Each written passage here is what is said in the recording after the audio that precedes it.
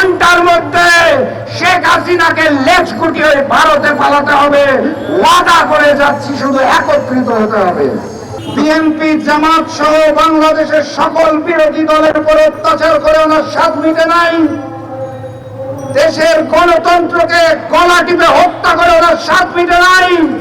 উনি জাতীয়তাবাদ এবং ইসলামী মূল্যবোধকে গলা টিপে হত্যা করার আগ পর্যন্ত থামবেন না বলে ওয়াদা করেছেন। ঘড়িতে 12টা নয়, বাংলাদেশের 12টা বেজে গেছে। যদি আমরা স্বাধীন সার্বভৌম বাংলাদেশ চাই, কথাবার্তা পরিষ্কার, আন্দোলনের ডাক আসছে, কাঁধে কাঁধ মিলিয়ে রাজপথে নামবো, প্রয়োজনে বুকের রক্ত দেব, কিন্তু বাংলাদেশকে আবারও স্বাধীন এবং সার্বভৌমত্ব করে ছাড়বো ইনশাআল্লাহ। দিল্লির পাঁচাটা ওই ফ্যাসিস্ট শেখ হাসিনা, তার মূল উদ্দেশ্য হচ্ছে বাংলাদেশের মাটি থেকে উনি জাতীয়তাবাদকে মুছে ফেলতে চান, উনি ইসলামী মূল্যবোধকে মুছে ফেলতে চান, উনি জিয়া পরিবারকে মুছে ফেলতে চান। এই কারণে উনি নতুন করে তারেক রহমানকে বিদেশ থেকে দেশে এনে বিচারের কথা বলেন। খালেদা জিয়াকে বন্দী রেখে ওনার স্বাদ মিটে নাই। ভয় পাওয়ার সময় শেষ, কুরবানি ঈদ আসন্ন। ওপার থেকে রিকশাওয়ালা ভাইরা শুনছেন বাসায় খাবার নাই, দ্রব্যমূল্যের ঊর্ধ্বগতিতে দেশ শেষ, সিন্ডিকেটে দেশ শেষ, অর্থ পাচারে দেশ শেষ। কথাবার্তা পরিষ্কার।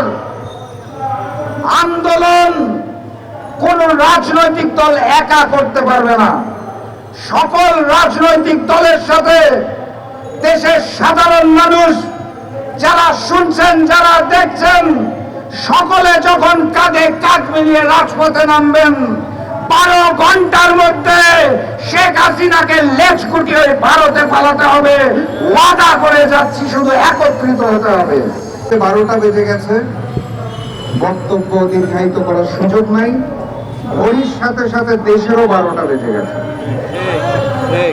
আজকে যে দাবিটা নিয়ে আমরা এখানে দাঁড়িয়েছি, দেশনেত্রী বেগম খালেদা জিয়ার মুক্তি, ইঞ্জিনিয়ার ইশরাক সহ সকল রাজবন্দির মুক্তি। মুক্তি হবে না, কথাবার্তা পরিষ্কার।